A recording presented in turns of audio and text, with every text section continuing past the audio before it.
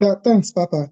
I think it was very good thoughts and very grateful for the opportunity to be learning this from you. I just wanted to ask, I see Ghana trying to venture into the 5G space. Are we prepared for this, knowing the speed and the functionality of the 5G and how all of this can happen way faster than it is already happening? Do you see us ready, or what should we do to prepare for the launch of 5G? Thank you. Ready in the sense of having the people who can provide, who can help companies put in the protection, a big yes. Ready in the sense if management of companies recognize that they are in a danger zone, I have my doubts. Okay, I have my doubts about that. Okay, so it's just a matter of stronger awareness that we need to ensure that companies are stepping up to the risk treatment, mindset. That, look, guys, we need to put in some controls. I mean, 5G, I would say that AI is far more scary than 5G. I mean, 5G just gives us, faster internet connections, and that we need. We really need the faster internet connections for development. Okay, me personally, I don't think we should be. The risk of using technology should be a reason why we will not use the technology. I don't think so. Okay, let's use it. Let's ensure development within our area. We will put the controls in place. The management of corporate organizations will come to the table eventually. Thank you, CK. Let me quickly give the opportunity to Dr. Ichibosiako, who has his hand up. Doc, the floor is yours.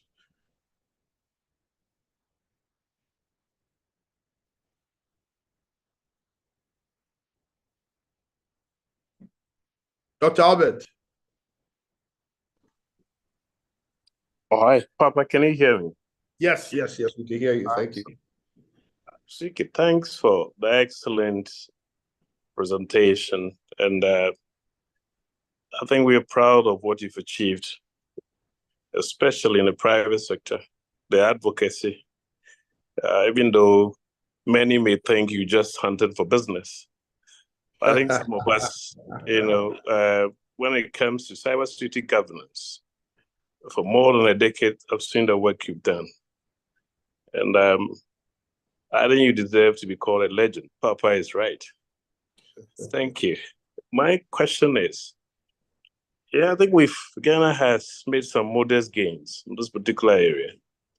But what do you think, as a regulatory body, what should we be doing more to help improve, cybersecurity practices, especially among businesses? Remember, we've designated critical information infrastructure owners, but that is just a fraction of the business community. I'll be very glad to hear your perspective as to what regulatory bodies like ours should be doing to consolidate the little that we've achieved for the Republic. Thank you. Yeah. Thank you, Doc. Thank you so much. And Doc, I'm really proud of you, the way you put Ghana on the global map. Your book is going to be a Bible that everybody in the world will have to pick up if they want to achieve anything within their country, But Doc, I think regulation has to be tighter. I feel that still there are a number of regulators who are slow to the table. Okay, I can understand that it will be difficult for CSA to regulate everybody, and the best way would be for CSA to get other regulators to be on the same page and for them to work with CSA in regulating their respective industries. And I think that has to be tighter. And because still in dealing with a number of my clients, and I can see that they are just waiting to respond to regulatory pressure. If it doesn't come, then they will not do it. They are still not realizing the risks in using the digital assets from a risk identification perspective. Okay, so unfortunately, the regulations have to be tighter. The enforcement of the laws and of the regulations have to be tighter. I mean, even if you look at data protection, the Data Protection Act has been with us since 2012, and in that law, there's data security, and so nobody's doing it. Okay, sometimes I feel that maybe it needs, because I mean, we all know that one of the sanctions in the Data Protection Act is 6 months in jail, 6 months in Sawo. Okay, so maybe a couple of people have to go down that line, and then maybe. Hey, CK, you want to go there? management will wake up and sit up. And by the way, I'm sure most of you, like I said already, for the tech connectors on this page, DG himself said it. There's a lot of work we have to do as well. Pair what CK is saying, because if we sit around and just keep waiting for government to do everything, I mean, I think we keep forgetting that government, compared to the populace, is small. So some of us have to also step up in some of these communities and support as much as we can. So please, tech connectors, we need you to step up, step your game up, and let's assist to make or help to secure the country. Kwame Apon has this question. AI adoption across organizations is encouraging, but what are your thoughts around AI governance, especially considering the reality that the current leadership of many developing markets may not fully appreciate its applications? 100%. AI, the use of AI is very worrisome. Very, very worrisome indeed. Okay.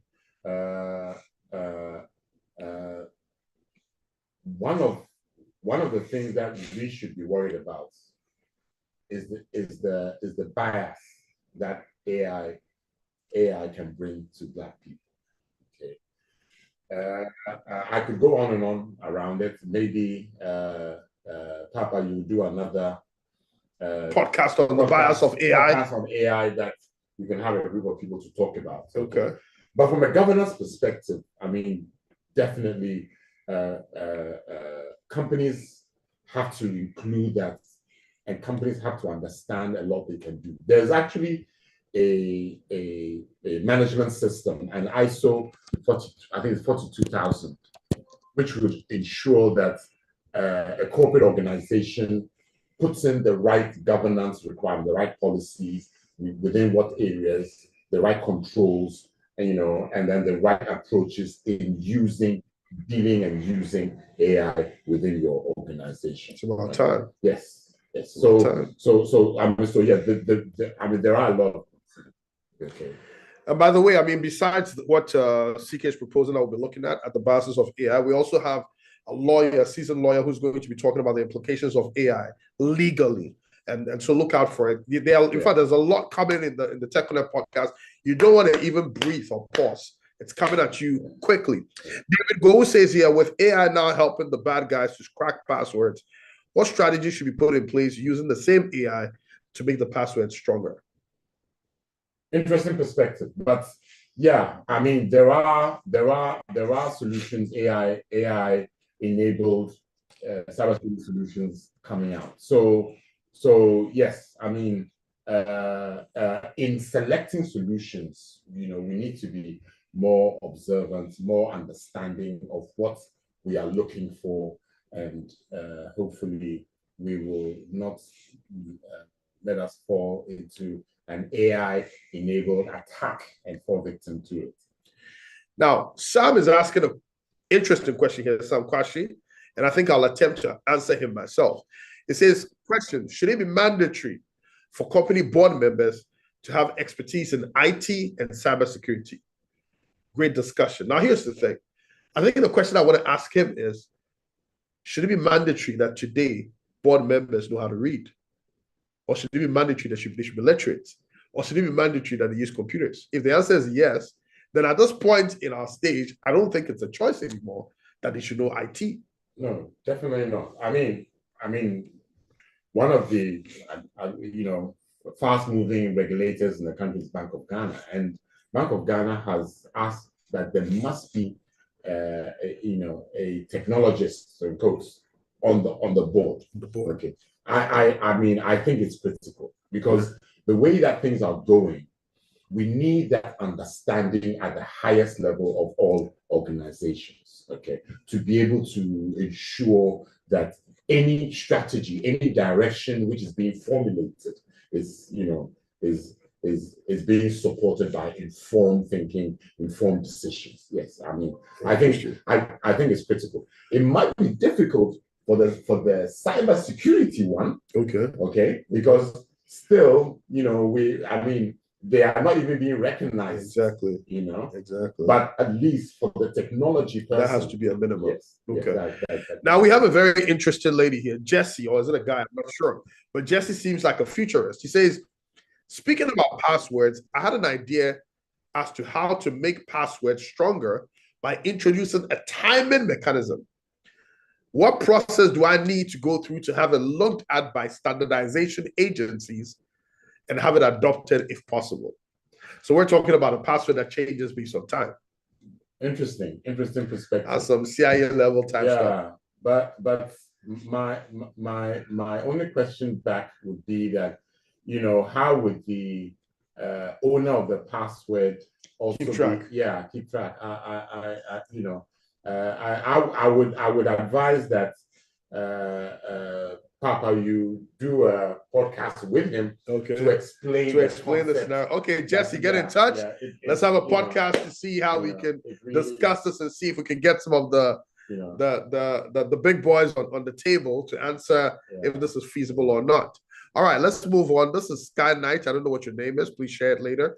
Also, I think awareness and training should be conducted for workers of such companies, most especially with regards to social engineering. And I know you're doing an amazing job with your stuff with Kwame Clevo on the security awareness that Innovari is doing. So there's definitely some stuff being done. And definitely Texonnect, we're going to take on and do as much as well. Timing as in changes with time. Okay. Jesse says yes. Something like that exists, but your idea isn't bad. Okay. I think they're just chatting. Tariq says, it exists depending on the software or platform you're using. These are policies your IT team can set up. All right. AI can be used to monitor endpoint devices for signs of compromise.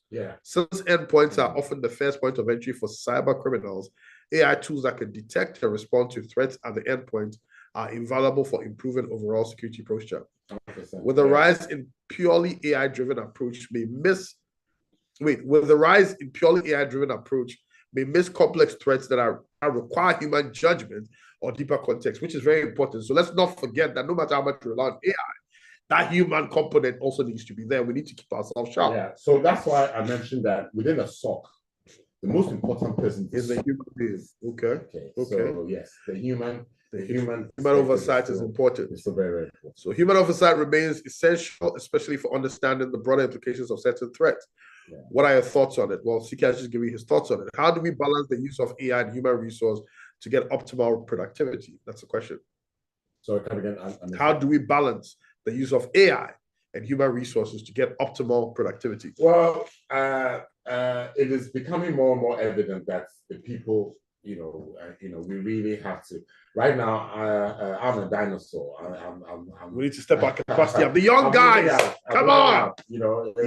I'm this VIP group, and I said they are not moving fast enough. We want to train them. So, this is something that is very, very important. Okay. And we really need some of our younger people, the ones who are thinking to really direct their thinking to some of these issues. Okay.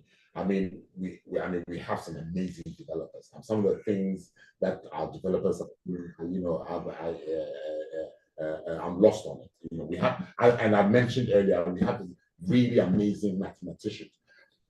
In terms of the brains, we have it, but they haven't been directing their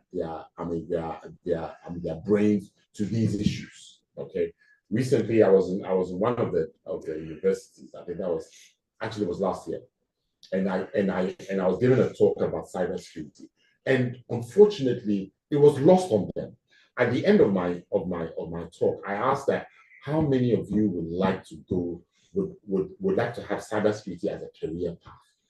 In a room of over 200 young people, only about between 8 and 10 people raised their hands. Yeah. And I feel that those are things that we need to talk about. Yeah. Okay, those are things that we really need to talk about. We need to have these young people directing their expertise, down that level. Okay. If not, the next few years, we're going to be in trouble. Yeah, we can be in trouble. All right, let me just quickly wrap up. But before I do, let me just quickly ask, do we have anybody from the Texonnect, especially created Texonnect VIP group of students? Do we have any of them here? Raise your hand up. If you belong to the Texonnect VIP group of students, is there even a single one here? Hey, CK, so you see how much trouble we're in. This is a group of supposed to be stars that are being groomed to be ambassadors to the students, getting access to all those great resources, and not a single one of them is online. Wow. Okay. All right. Well, with that, let me go ahead and wrap up. We promise we'll be done by 7:30. The questions have been interesting. It's been super exciting. Trust me, Texonnect is going to be even more exciting as we move along. If you have any more questions for CK, please send them to me, send them to our YouTube page, or you can send them to the Texonnect page and we'll get answers for you. Like I told you already, Dr. Busiako is online. You'll be hearing from him. You'll be hearing from Kwame Opon soon. You'll be hearing from, I told you there's a lawyer that's going to be talking about, or is going to be engaging on the legal side or the legal implications of AI and so forth and so on. So in fact, cut out your Saturdays. You need to make time every Saturday to get on Texonnect, because we have 32 areas we're exploring, and cybersecurity alone is going to be cutting across. CK, what are your last words, and then we wrap up? Two perspectives. One is that we need to, I think what I ended on, to me, is very key. The young people, our young people getting on board, our young brains and thinkers getting on board with their, and because they have developed. In my time, we were using Modular 2 for programming. I know, right? I know, right? Charlie, these guys have not seen a 5 1/4 floppy disk before, or 3.5, or didn't know when Windows 3.1 was cool. But Master, they've gone so ahead now. I know, right? They've gone so ahead. I know. So they need to. They need to bring those perspectives. And then number two, I am worried about the perspectives of management teams. Okay, their slowness in understanding the criticality of addressing risks in digitalization. And I think those two should meet at the middle. Okay, and then we would be a very, very happy nation. Thank you so much, CK. I've just put the email address for Texonnect there, techconnect@gmail.com. Please get in touch. Any of you that want to engage. I think Jessie says she wants to engage on the password bit. So we'll Fantastic. see what we'll talk about, and we'll put people at the table. So get in touch, all of you that want to get in touch. CK Ajwa says thanks. Thank you. It's actually a miracle to get Ajwa to speak on these platforms. She usually likes to hide. So we're grateful that she's speaking up. Daniel Jampo, hey, ASECA president, is here. The level of awareness means there should be a lot more conferences, seminars, webinars, and outreach programs to the younger generation to get them aligned to the current piece of tech development? Absolutely. But first, let's start with the podcasts. And as we grow the podcast, we'll get into conferences and everything else. Thanks, Daniel. Nefi, you don't have anything to say before I sign out? Dr. Nefi Puplapu. No, I'm gonna let you guys hold this. All right. Great, All right. great, Thank great. you, everybody. Brother. It's been amazing. It's been great. It's been a great turnout. And remember, next Saturday, we're back at it again. Bye-bye.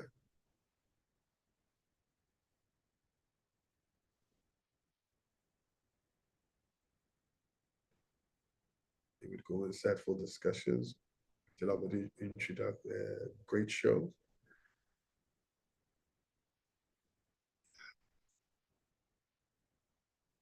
Good. Congratulations to you too. You're offline. No.